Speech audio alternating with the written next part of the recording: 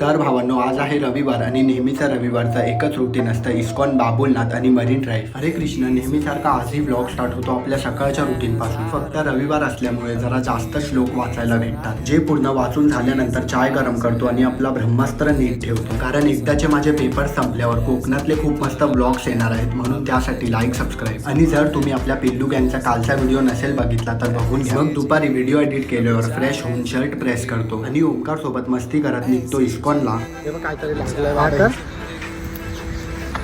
मग इस्कॉन मध्ये आल्यावर मंदिरात बसतो जप भजन करत.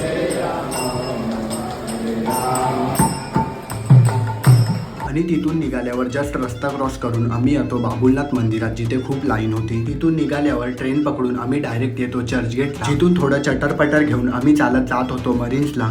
भाई अपने में तो कलर डिफरेंस बहुत है रे. काले दे लिबास दी शकीनन कुड़ी. सॉरी